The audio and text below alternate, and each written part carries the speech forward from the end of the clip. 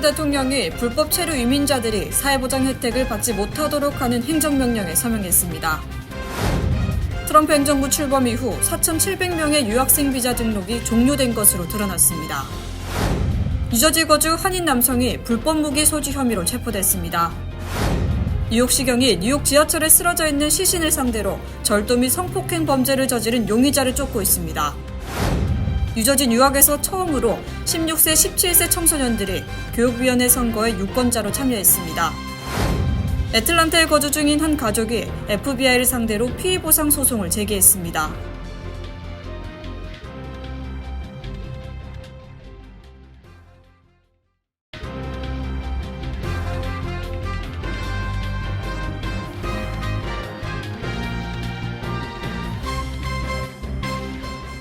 시청자 여러분 안녕하십니까? KBTV 뉴스9 주현우입니다. 도널드 트럼프 대통령이 불법 체류 이민자가 사회보장 혜택을 받지 못하도록 하는 행정명령에 서명하는 한편 자진해서 출국하는 서남 불법 이민자에 대해서는 합법적으로 재입국할 수 있게 돕겠다고 밝혔습니다. 이제껏 불법 체류 이민자에 대해 강경한 추방 정책을 이어오다가 자진 추방 프로그램을 도입하는 당근책을 꺼내든 겁니다. 첫 번째 소식 전상희 기자가 전해드립니다. 백악관이 공개한 새 행정명령에서 트럼프 대통령은 연방사회보장국과 기타 부처에 자격이 없는 외국인이 사회보장법 프로그램으로부터 자금을 수령하지 않도록 지시했습니다. 트럼프의 메모는 또한 10월 1일까지 최소 50개 연방검찰청의 사기 수사 프로그램을 확대하고 사회보장 기록이 불일치하는 100세 이상 인원의 소득 보고를 조사하도록 요구하고 있습니다. 이와 함께 불법 이민자에 대해 강경한 추방 정책을 시행해온 도널드 트럼프 대통령이 자진해서 출국하는 선한 불법 이민자에 대해서는 합법적으로 재입국할 수 있게 돕겠다고 밝혔습니다. 트럼프 대통령은 자진 출국자들에게 돈도 주고 비행기 표도 줄 것이며 만약 그들이 선한 사람이고 다시 합법적으로 미국에 오는 것을 원한다면 우리는 가능한 한 신속하게 다시 데려오기 위해 그들과 노력하겠다고 밝혔습니다. 트럼프 대통령은 인터뷰에서 미국의 호텔과 농장들이 필요한 노동자를 구할 수 있게 돕고 싶다고 말하면서 그는 미국에 불법으로 체류하는 노동자들이 미국을 떠났다가 법적 허가를 받고 다시 미국에 오기를 바란다고 밝혔습니다. 트럼프 대통령의 발언은 노동력이 부족할 경우 일부 불법 이민자의 합법적인 재입국을 허용할 수도 있다는 의미로 해석됩니다. 트럼프 대통령은 대선 기간 불법 이민자들을 범죄 집단으로 몰아가며 대규모 추방을 공약했는데 이번 발언은 그런 강경 기조와 차이가 있다고 AP통신은 평가했습니다. KBTV 뉴스 전상입니다. 트럼프 행정부 출범 이후 전국 180여 개 대학에서 4,700명의 유학생 비자 등록이 종료됐고 그중 80여 개 대학에서 800명 이상이 유학연수 비자를 취소당한 것으로 나타났습니다. 이런 가운데 범죄 경력이 없는 한인 대학 교수의 비자까지 돌연 취소되는 황당한 상황이 벌어졌습니다. 이어서 전상희 기자입니다. 트럼프 행정부 2기 출범 이후 더욱 강화된 이민 규제와 자의적인 비자 심사 방침이 현실화되면서 정당한 절차 없이 비자가 취소되는 사례가 속출하고 있습니다. 유학연수 비자 서비스 등록에 이어 유학연수 비자까지 취소된 외국 유학생들은 즉각 출국하지 않았다는 이유로 체포돼 구금당하고 추방 절차에 넘겨지고 있는 것으로 드러나고 있습니다. 서비스 등록이 종료된 유학연수생들이 180개 대학에서 4,700명이나 되는 것으로 나타났습니다.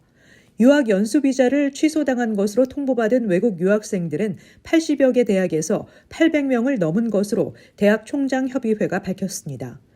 서비스 등록은 종료되더라도 유학연수 비자가 자동으로 취소되는 것은 아니라 학교 측에서 바로 잡을 기회를 얻게 되는데 현재 상황은 곧바로 비자 취소로 이어지고 있는 것으로 관련 단체들은 우려하고 있습니다.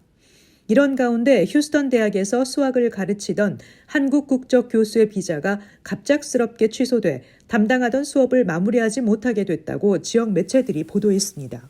지난해부터 이 대학에서 수학 강의를 해온 전형선 박사는 학생들에게 보낸 이메일에서 비자 문제를 해결하기 위해 즉시 한국으로 돌아가야 한다고 밝혔습니다. 휴스턴대 대변인은 최근 다른 기관에서 박사 과정을 밟고 있다는 이유로 교수의 비자가 취소된 것으로 확인됐다고 전했습니다. 전형선 박사의 비자 취소에 대한 소식은 온라인 커뮤니티 레딧에 게시되면서 많은 네티즌들의 관심을 끌고 있습니다. 이 게시물에는 수십 명의 대학생과 졸업생이 댓글을 통해 전 박사를 지지하고 우려를 표하고 있습니다. 게시물에 따르면 전 박사는 OPT 과정을 통해 교수직을 수행했으며 H-1B 취업비자 발급 지원으로 다른 대학원에 등록해 F-1 비자를 발급받은 것이 문제가 된 것으로 추정됩니다. 한편 합법적인 비자 소지자에 대한 잇따른 취소 조치에 대응해 일부 유학생들이 연방정부를 상대로 소송에 나서고 있습니다. KBTV 뉴스 전상입니다. 한인 남성이 불법 무기 소지 혐의로 체포됐습니다. 용의자는 뉴저지 리틀페리에 거주하는 20대 한인 남성 정 씨로 밝혀졌는데요. 실물 크기의 비비총과 칼을 소지하고 있었습니다. 계속해서 전상희 기자가 전해드립니다. 팰리세이즈 파크 경찰서의 조지 백 담당관은 뉴저지주 리틀페리에 거주하는 29세 정민석 씨를 체포했다고 발표했습니다. 팰리세이즈 파크 경찰은 지난 14일 오후 6시 11분쯤 팰리세이즈 파크 퍼스트 스트리트과 이스트 에셀 블러바드 지역에서 수상한 인물이 있다는 신고를 받고 출동했습니다. 마이클 브루노 순찰관, 상원리 순찰관, 빈센트 줄리아노 순찰관은 뉴저지 장로교회 앞에 서 있는 정민석 씨를 발견했습니다. 경찰관들은 정 씨와 대화를 시작했고 안전을 위해 몸수색을 실시한 결과 실물 크기의 총기와 칼로 추정되는 물체를 발견했습니다. 경찰은 공기총, 비비탄으로 확인된 총과 칼 등을 압수했습니다. 정 씨는 불법 무기 소지 혐의 등으로 현재 체포돼 구금된 상태입니다. 한편 엘렌박 뉴저지주 하원 의원은 최근 강화된 뉴저지주의 총기 규제 패키지 법안을 마련했고 법안은 주 하원 법사위원회를 통과했습니다. 이 패키지 법안은 불법 및 유령 총기 단속 강화 등이 골자로 도널드 트럼프 대통령 취임 후 뉴저지에서 총기 판매가 급증하는 상황 속에서 입법이 추진되고 있습니다. KBTV 뉴스 전상입니다. 뉴욕시경이 뉴욕 지하철에 쓰러져 있는 시신을 상대로 절도 및 성폭행 범죄를 저지른 2명의 용의자를 쫓고 있습니다. 이들은 각각 별개의 사건을 저질렀는데 남성 용의자는 시신을 상대로 물건을 훔쳤을 뿐 아니라 성폭행까지 시도한 것으로 드러나 충격을 주고 있습니다. 뉴욕시 지하철에서 어제 사망한 남성을 대상으로 한 충격적인 범행이 발생했습니다. 사망한 남성은 총 2명의 용의자에 의해 도난 및 성폭행을 당했는데 먼저 한 여성 용의자가 물건을 훔쳤고 이후 또 다른 남자 용의자가 숨진 남성의 물품을 도난한 후 성폭행하는 장면이 CCTV에 포착됐습니다. 사건은 어제 새벽 12시 20분경 맨해튼 화이트홀 스트리트역 방향 R 노선 열차 안에서 발생했습니다. 공개된 감시 카메라 영상 속 남성 용의자는 검은색 백팩을 메고 LA라고 써있는 네이비색 야구 모자를 썼으며 노란 후드 티셔츠 위에 검은색 자켓을 입고 있습니다. 하얀은 청바지 차림이었으며 빨간색과 흰색이 섞인 운동화를 착용하고 있었습니다. 수사당국은 용의자로 51세 남성 카를로스 가르시아를 지목하고 체포영장을 발부할 것이라고 보도했습니다. 용의자 가르시아의 마지막 거주지는 브롱스로 확인됐습니다. 도난 및 성폭행을 당한 시신은 이미 가르시아로부터 성적으로 농락당하기 1시간 전쯤 한 여성에 의해 물건을 도난당한 상태였습니다. 15일 밤 10시 48분경 한 흑인 여성이 시신에게 접근해 물건을 훔쳐 현장을 떠났으며 경찰은 이 여성의 감시 카메라 사진도 공개했습니다. 시신의 물건을 훔쳐 달아난 여성은 사건 당시 노란색 후드 티셔츠에 검은 야구모자, 검은 바지를 착용하고 있었습니다. 경찰은 해당 피해자가 자연사한 것으로 보인다고 밝혔습니다. 이번 사건은 매우 드물게 보고되는 성도착증인 시체 성애 사례로 지하철에서 발생한 충격적인 범죄로 여겨지며 뉴욕 지하철의 안전 문제에 대한 논쟁에 다시 불을 지피고 있습니다. 올 들어 뉴욕 지하철 범죄율은 비교적 낮은 수준을 유지하고 있지만 이 같은 충격적인 사건들이 시민들의 불안감을 고조시키고 있습니다. 뉴저지 뉴욕에서 처음으로 16세, 17세 청소년들이 교육위원회 선거에 유권자로 참여했습니다. 뉴욕시는 저조한 교육위원회 선거의 투표율을 높이기 위해 유권자 참여 연령을 낮추고 학생들의 투표를 독려하고 있습니다. 뉴저지 뉴요크시가 16세, 17세 청소년들에게 교육위원회 선거 투표권을 부여하기로 결정하면서 뉴요크의 최연소 유권자들은 어제 처음으로 투표권을 행사했습니다. 뉴욕구 교육위원회 선거는 역사적으로 투표율이 저조한 것으로 알려져 있는데 이를 해결하고자 참정권 유권자의 나이를 낮춘 겁니다. 뉴저지 주정부에 따르면 지난 3월 25일 마감일까지 투표 자격이 있는 16세 또는 17세 청소년 1,800명 이상이 유권자 등록을 마쳤습니다. 뉴저지 사회정의연구소의 추정에 따르면 이번에 새롭게 유권자 등록에 나선 1,800명의 어린 유권자들은 뉴욕 지역 전체 16세, 17세 인구의 약 28%에 해당합니다. 뉴욕구 교육위원회는 9명의 위원으로 구성되어 있으며 약 4만 명에 달하는 학생들에게 영향을 미칠 정책을 감독하고 연간 15억 달러가 넘는 예산을 승인합니다. 작년에 치른 선거에서는 투표율이 약 3%로 저조했으며 3년 임기에 도전하는 교육위원 후보 가운데 3,000표 이상을 받은 후보가 없었습니다. 뉴욕구 공립학교 측은 각 고등학교의 점심시간을 활용해 유권자 등록 캠페인을 펼쳤으며 학생들은 후보자들에게 직접 질문할 수 있는 포럼을 조직하기도 했습니다. 저지시티와 애틀랜틱시티를 포함한 뉴저지 내 다른 도시들도 교육위원회 선거에서 투표 연령을 낮추는 방안을 검토 중입니다. 필 머피 뉴저지 주지사도 주 저녁의 교육위원회 선거에서 투표 연령을 낮추는 방안을 지지하고 있습니다. 뉴저지 주정부는 현재 뉴저지의 유권자 등록 및 선거 시스템을 개선하며 4월과 11월에 치러질 교육위원 선거에 젊은 유권자들이 투표권을 행사할 수 있도록 새로운 제도의 기반을 마련하기 위해 힘쓰고 있습니다.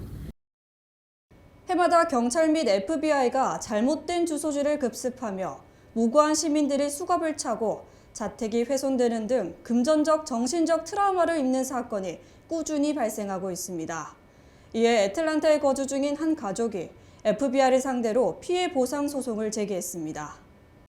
지난 2019년 2월 사회복지사 앤제닛 영은 탈의 후 샤워를 위해 욕실로 들어가려던 찰나 집으로 경찰이 들이닥치는 일을 겪었습니다. 당시 경찰은 알몸인 영에게 담요를 줬지만 담요를 받아들기 전까지 16초 동안 13명의 경찰관 앞에 나체로 서 있었던 것으로 파악됩니다. 당시 알몸에 담요를 걸친 그녀는 수갑까지 차야 했습니다. 영은 계속해서 잘못된 집으로 찾아온 것 같다고 반복해 소리쳤지만 경찰은 잘못된 주소지를 찾아왔다는 사실을 한참 후에나 깨달았습니다. 피해자 영은 당시 인생에서 가장 극심한 두려움을 느꼈다고 말했습니다. 이후 우울증과 외상후 스트레스 장애 진단을 받았습니다. 시카고 경찰국은 미전역 다른 수사기관과 마찬가지로 잘못된 주소지로 찾아가 실수를 저지른 사건들에 대해 추정 및 통계를 따로 하지 않고 있습니다. 하지만 시카고 경찰국이 2023년 6월 발표한 내부 문서에 따르면 2017년부터 2020년까지 4년간 총 21건의 잘못된 주소지 급습이 있었던 것으로 파악됩니다. 2023년 8월에는 텍사스 오스틴에서 경찰과 총격전이 발생했다는 신고를 받고 출동한 스와팀은 잘못된 주소지를 찾아가 현관문을 폭파했습니다. 총격을 벌인 용의자는 글렌 부부의 맞은편 집에 살았던 것으로 확인됐습니다. 이 같은 일은 2017년 애틀랜타에도 발생했습니다. 당시 7살이었던 게이브 와스는 사건 당일 침대에서 잠이 들었지만 잠에서 깨어보니 FBI가 자신의 얼굴을 향해 총기를 겨누고 있었다고 털어놨습니다. 왓슨 가족은 FBI를 상대로 소송을 제기했습니다. 하지만 항소법원은 연방수사당국의 불법행위 청구법을 연방요원들을 기소하는 데 사용할 수 없다며 소송을 기각했습니다. 이에 비영리 법률단체인 정의연구소가 이 사건을 맡으며 대법원까지 끌고 갔습니다. 대법원은 1월 사건 심리를 결정하면서 이들은 FBI가 벌인 잘못된 급습의 무고한 피해자라고 밝혔습니다. 이 사건은 연방기관에 대한 책임 소송 기준을 설정하게 되는 중대한 사건이 될 것으로 보이며 4월 29일 구두 변론이 예정돼 있습니다. 도널드 트럼프 대통령이 연방준비제도의 제롬 파월 의장에게 금리 인하를 촉구하면서 그가 조기에 물러나길 희망한다는 입장을 밝혔습니다. 트럼프 대통령은 SNS 트루 소셜에 올린 글에서 결정이 항상 늦고 틀리는 연준의 파월이 어제 또 하나의 전형적인 엉망진창 보고서를 냈다고 밝혔습니다. 파월 의장은 금리 인하 문제 등을 놓고 트럼프 대통령의 지속적인 비난을 받으면서도 임기 만료 전에 사임할 뜻이 없음을 분명히 밝힌 바 있습니다. 연준은 관세로 경제 불확실성이 커지는 상황에서도 지난달 연방공개시장위원회에서 기준금리를 4.25에서 4.50%로 2회 연속 동결했습니다. 앞으로 뉴욕시에서 차량 번호판을 식별할 수 없도록 가림막을 설치했다 적발되면 최대 $500의 벌금이 부과됩니다.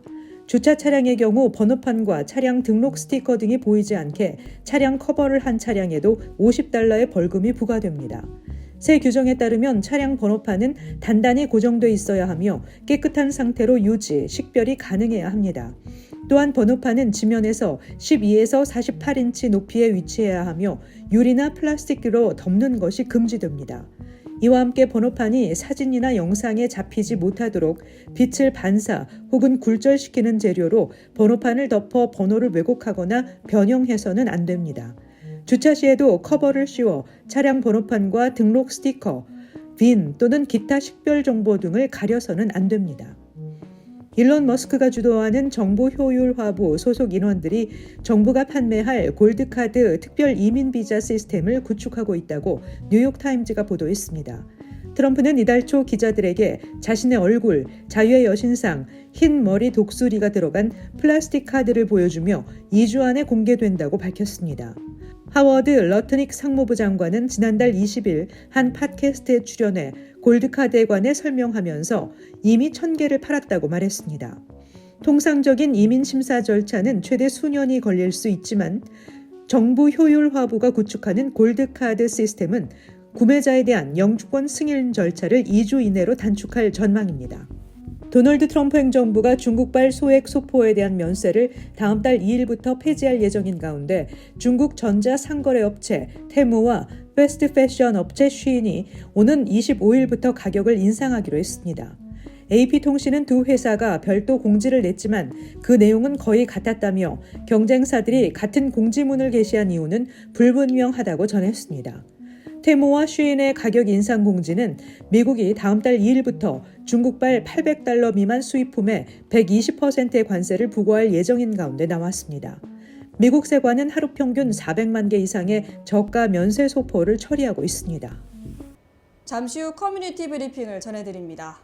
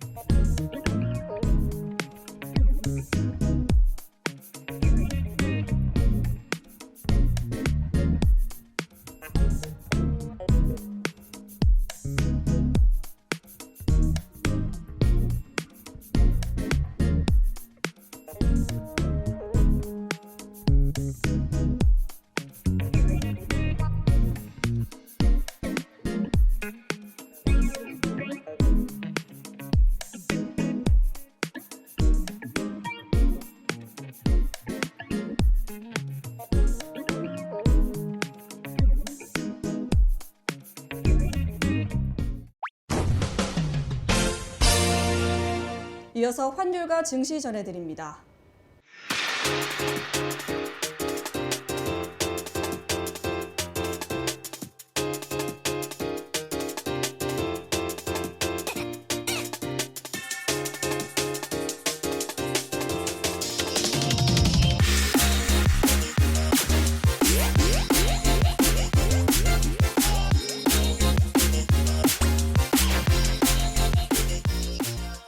잠시 후 뉴욕과 뉴저지 날씨 전해드립니다.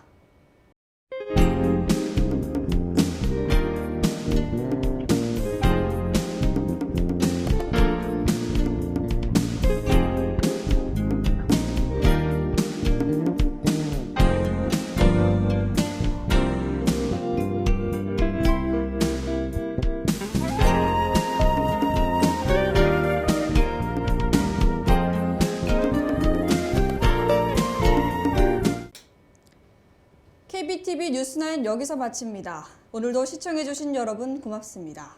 편안한 밤 보내시길 바랍니다.